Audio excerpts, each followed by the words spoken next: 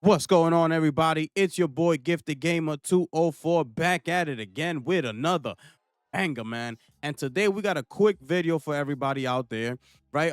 Some game news that we do want to share with you, right? But before we go ahead and do that, as we usually do here, if you are new and you do like what you see here, please consider subscribing to the channel.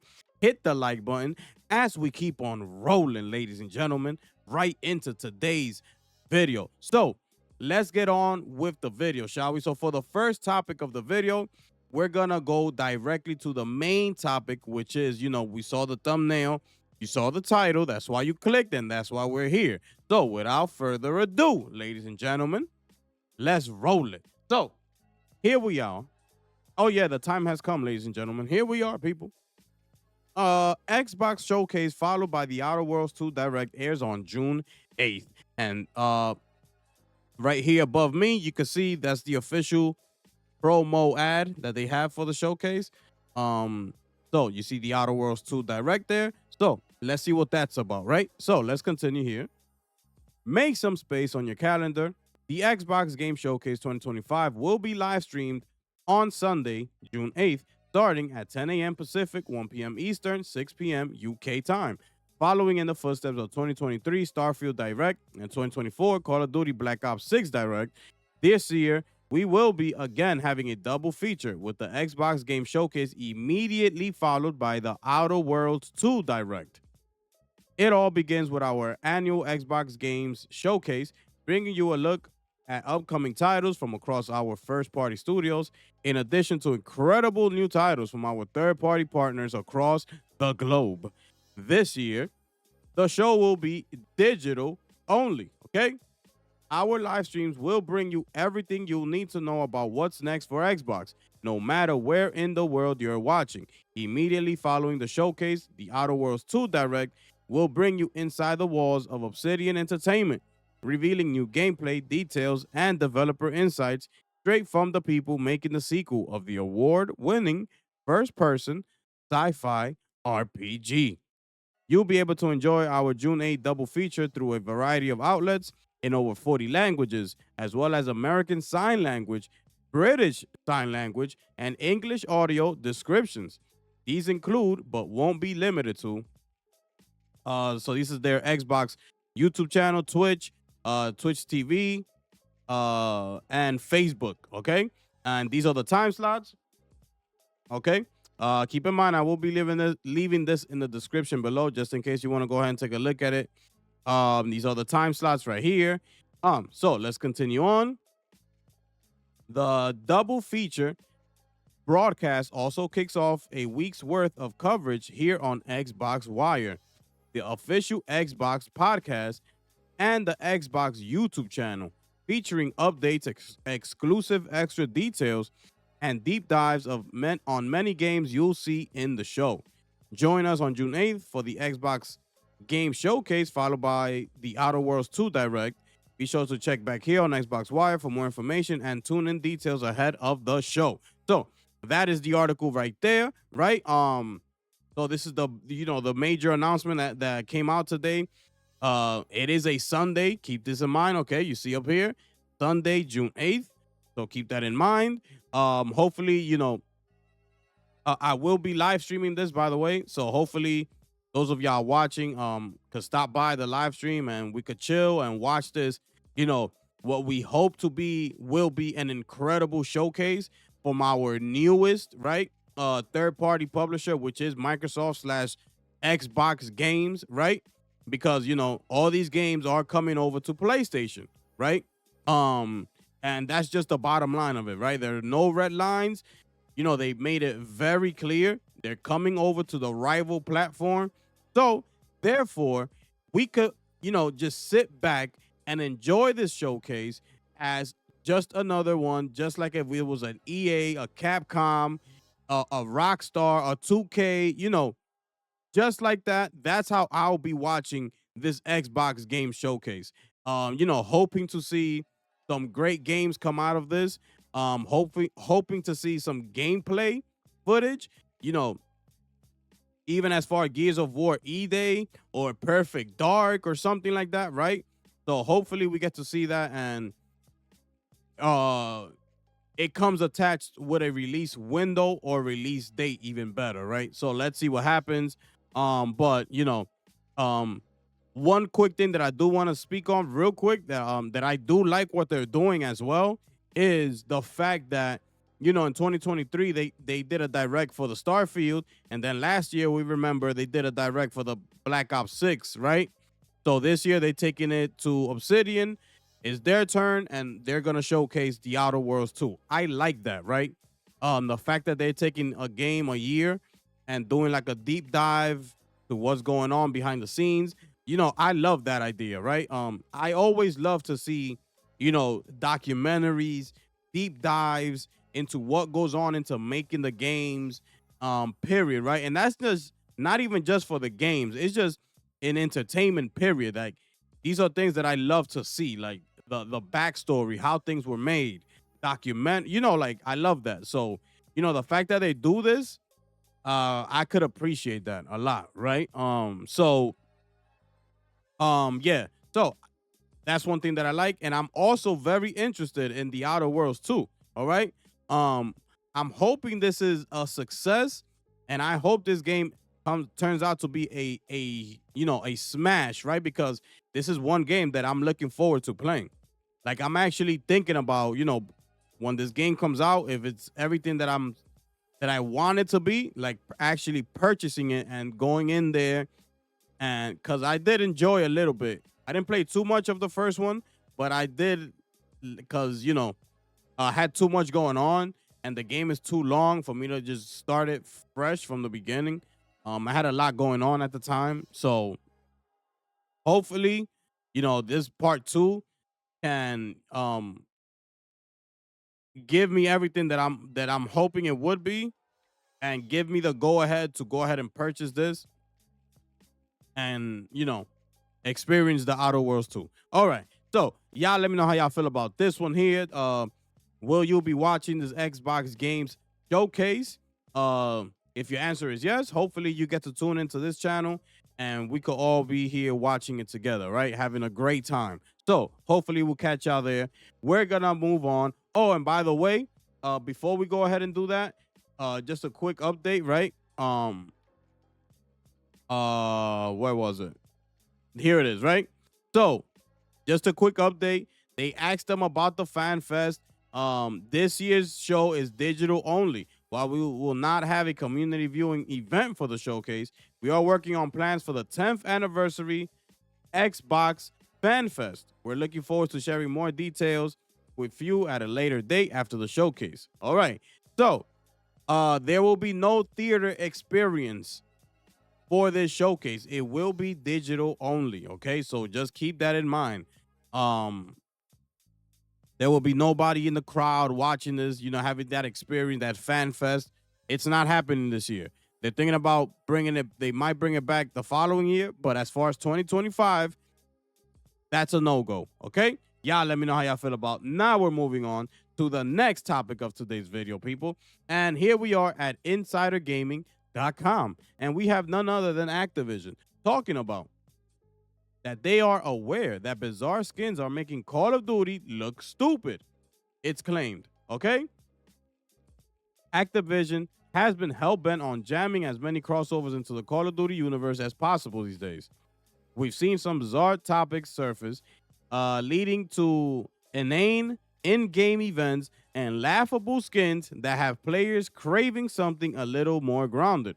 In a recent claim from a prolific Call of Duty insider, it was suggested that Activision is accurately aware of the feedback from the wider community, suggesting that Call of Duty is becoming a laughing stock because of these weird skins and irrelevant crossovers. Uh, Self-awareness is key. In a post on social media, the Ghost of Hope gave feedback about the performance of Warzone and how Verdansk has boosted the game's player count on all platforms. He then turned to talk about the future of Warzone, suggesting that the Activision teams are proposing taking a more restrained approach to skins and bundles in the game. Uh, they are talking about showing more restraint with war zones for skins, bundles, and microtransactions. Crossovers are printing money, but they hear the criticism that the game is starting to look stupid. Gone are the days when people ran around Call of Duty dressed exclusively in milsim outfits. The rise of the free-to-play battle royale platform meant that microtransactions had to be ramped up, thus leaving us with countless crossovers and collaborations with musicians, television shows, movies, and other games. They might be printing money, but perhaps die-hard Call of Duty fans are growing tired of the number of neon lit, over the top, impossible outfits in the game. So, have you ever bought a ludicrous Call of Duty skin? Let me know what you purchased in the comments. Okay, so that's it for the article right there, right? Um, this is everything I've been saying, right? Have you been with me here? Um, Call of Duty is somewhere they're so far gone right now, right? From where they came from. Um, and like they said, that this whole free to play thing took over the industry. So at the same time, I can't blame them because they did introduce Warzone, free to play, battle royale. So of course they will have to introduce microtransactions and a bunch of other things, such as Fortnite. Right, Fortnite is the main game here, right? As far as all these free to play microtransaction thing. So they're looking at the success of Fortnite and they're trying to do basically the same thing over at Call of Duty. That's exactly what it is. They want some of that money. And who wouldn't at that point, right? Like who wouldn't? But you have to be very strategic with these things. You're not Fortnite, okay? Fortnite could get away with all that because they are who they are. They are the market leaders in this area, right? Um, they could basically bring whoever they choose to bring over to Fortnite, and it will not hurt their marketing or anything like that, right? But Call of Duty is more of an adult game. It is not Fortnite. Fortnite is more for the younger crowd. Call of Duty, you know, for most of us that come from back in the day, it just grew with us into today's world. So a lot of people that play Call of Duty are mostly adults, right? We don't want to see no Nicki Minaj skin running around out here. That's not what we play Call of Duty for, right? Um, and it's okay because they do have the Warzone. It's okay if they decide that they want to throw in some skins, and it's all right. I get it, because we also, as customers, we got to understand the business side of it as well, right? You have to in order to understand what it is that they're trying to do. Um, but also go about it a strategic way. Don't just throw any deal that comes on your lap and just agree and say yes, let's go. Is that a known name? Okay, let's put it in there. Like your crowd, the people that play your game are totally different from the people that play Fortnite. You are not Fortnite, okay? So you need to understand that. Um, pick better skins, more that go into more in tune with a Call of Duty type of franchise, sort of like Helldivers 2, right? You see how Helldivers 2, partnered up with Killzone, the Killzone franchise. That went more in tune with the game, right? So it felt right. So that's what Call of Duty and Activision needs to worry about. They need to think about that to bring in, these third party, these other movies and games, but it has to make sense. All right. So that's all I gotta say about this one right here. Y'all let me know how y'all feel in the comment section down below. We're gonna keep it moving to the next topic, ladies and gentlemen. And we're gonna stay right here on Insider Gaming. And this is it right here, ladies and gentlemen. Y'all get ready and get hype. Because the time is here, people. Oh, yeah, believe it. I told y'all 2 days ago when I had a live, I believe it was, when I first heard about this rumor, right? They did say in that rumor that we should, if we do see any footage, it's not gonna come earlier than the Game Awards 2025, right? So this is just the latest rumor or leak that came out, right? I haven't looked at this yet. Let's see what they say, right? So Titanfall 3 is almost complete, says Leak, and has a campaign, multiplayer, and Apex Legends content. My goodness, ladies and gentlemen, let's dive right into this one. Oh, we hype, people. Oh, yes. A Titanfall 3 sequel is one of the most requested and wanted follow ups on the planet. A recent leak suggested that one stalled canceled project is back on track, but now a fresh report indicates that Titan 3 is actually nearly complete. Okay, so let's keep going. It hurts getting your hopes up just to be let down. So take this latest development with all the salt in a single pinch can hold. We've all been here before with Titanfall 3. Yes, and it was widely reported by an ex-developer that Titan 3 was in development for 10 months before being canceled. But we recently heard whispers and rumors that Titanfall 3 might still be in development and heading for 2026. Fast forward to April 9th, and a new project claims, a new report, claims that not only does the game exist, but the Titanfall 2 successor is almost finished. My goodness, people. I cannot wait. Um, they say here Titanfall 3 feels closer than ever. Ex-leaker Osvaldator claims that Titanfall 3 is almost complete and has described many features to expect from the new shooter. The source is considered a reliable Apex Legends leaker, making ties and connections to the Titanfall franchise logical and promising, people. So, Osvaldator has this to say on Titanfall 3, and the potential content. So, it's Unreal Engine 5, so y'all get ready. You know, every time I see Unreal Engine 5, y'all know what I always tell y'all. Prepare yourself, get ready. Have the right equipment necessary to be able to run these new Unreal Engine 5 games, which most developers are crossing over to making it its, official main engine, right? Get ready for that. I keep telling y'all. Look at some of those examples out there, right?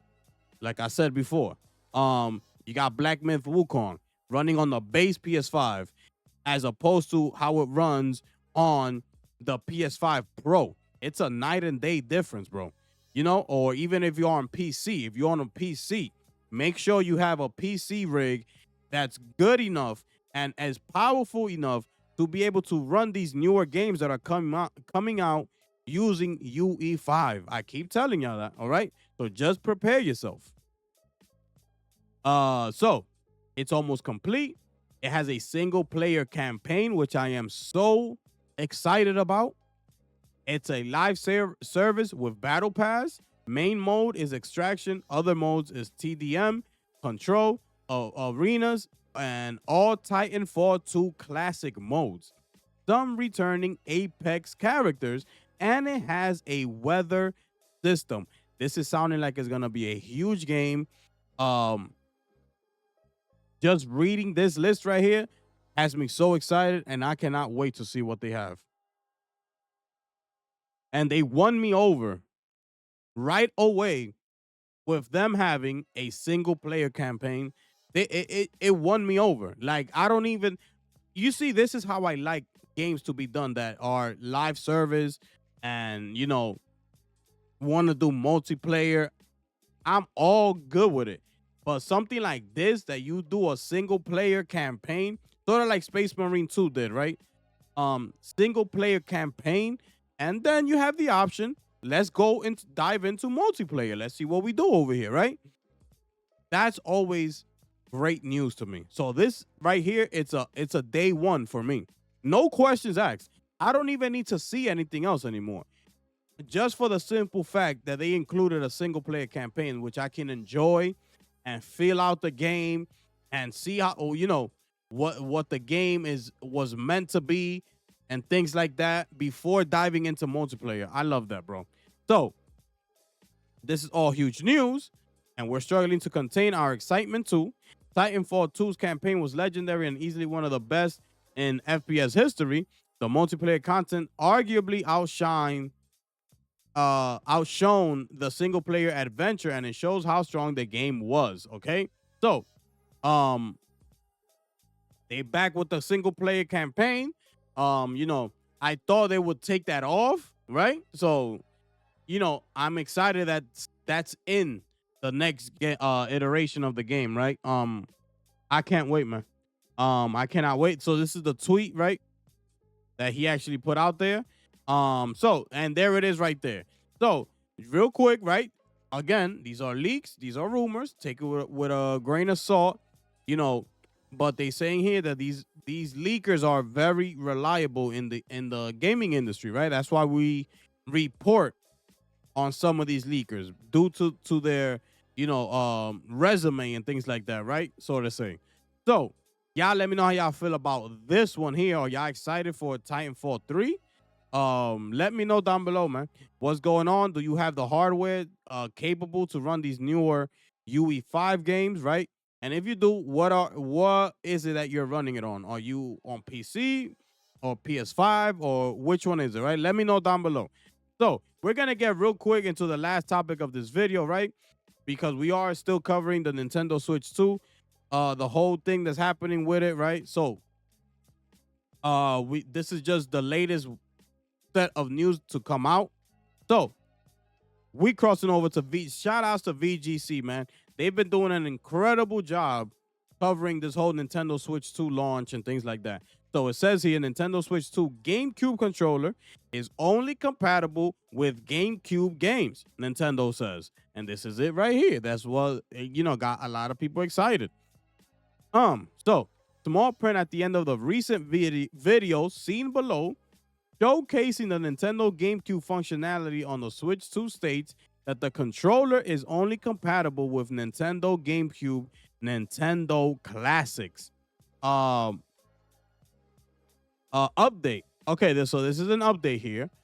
We've updated this article to note that Nintendo has made similar disclaimers with its previous retro controllers, which have ended up working with other Switch games. While this is no confirmation that the same will be the case with the GameCube controller, it does at least provide some hope that it won't be as locked off as Nintendo says. So that was just a quick update that they gave us right there. Let's continue with the article.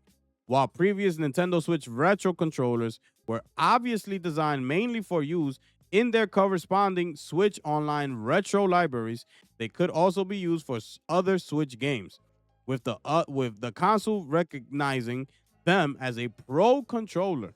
Naturally, not every retro controller was suitable for every game due to having fewer buttons. The NES controller, for example, could only be used for those games whose controls were limited to a D-pad and the B and A buttons. The Mega Drive, SNES, and Nintendo 64 controllers could be used for a wider range of games depending on the buttons needed. It should be noted that Nintendo has given similar disclaimers to previous. Okay, this is the one that we just saw. We just read up top. So let's continue on here. In theory, were it to be compatible, the GameCube controller will be playable on any game that didn't require the player to click in the left or right sticks, because every other button is accounted for on the controller. It remains to be seen, however, whether Nintendo's disclaimer is fully accurate this time or whether the controller does indeed work with other Switch and or Switch 2 games. GameCube titles will be available on launch day for the Switch 2, offering clear image quality and high resolution, customizable controls, and online multiplayer support. At launch, the Nintendo GameCube Nintendo Classics library for Nintendo Switch 2 will include 3 games: Legend of Zelda The Wind Waker, Soul Calibur 2, and F-Zero GX, with other titles coming a bit later, according to Nintendo's Treehouse livestream. Nintendo has announced that Nintendo Switch 2 GameCube controller will only be offered for those who pre-order the console via the My Nintendo store. Okay, right there.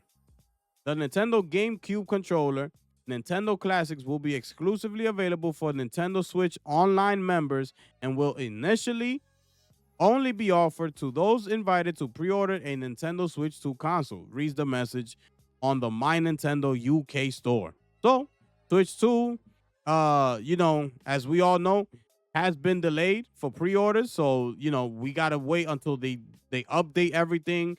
And so I'm assuming this is all was put out there before the pre-orders were canceled, right? As far as the getting the control and things like that. But the feature itself, that's what we're here to speak on. Um, you know, I don't know how if I like that it's only for the Nintendo GameCube games due to the fact that this is a pro controller and it's gonna be, anywhere around 80 to $100. What right? The cost of it. So you would like to buy this controller and have it as your main controller for, the rest of the Switch 2 games. If you're spending 80 to $100, right? So it's not gonna be cheap. Um, so I don't know why they're doing this. Sorry about these ads. Hold on. Okay. I don't know why they're doing this. To me, I don't like it. I don't agree with that decision.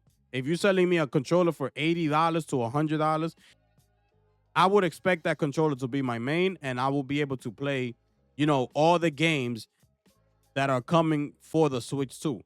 I understand that if it doesn't require certain buttons, like make it so, these are mappable buttons, right? Make it so that the Switch 2 will have an option in the settings that you can map out the buttons and make it so that you can use this controller on every single game from here on out, right? Don't just make me buy this controller specifically for only Nintendo GameCube classics. That's a lot of money for just a little bit amount of games that you're gonna be playing. And who knows, you're not gonna be playing them all the time like that, right? Um, so yeah, I don't agree with that decision. I feel like they should fix that. But like they said here, that wasn't the case with the previous one, with the Switch. Um, they did say the same thing, and it did turn out that you could still use that controller for other games. So let's just see what happens, right? But this was the latest news that came out of the, Nintendo world, right?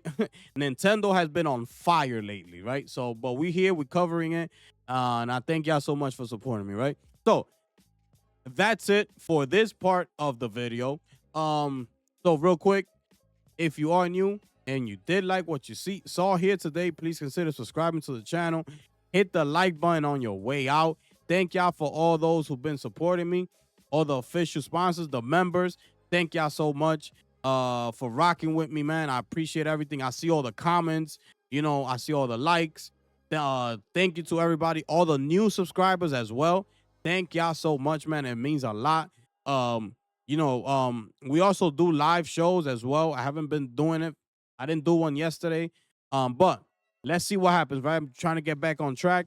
So let's see what happens. With that being said, ladies and gentlemen, it is your boy, the gifted one here, ladies and gentlemen. And I'm going to catch y'all on the next one. I'm gone.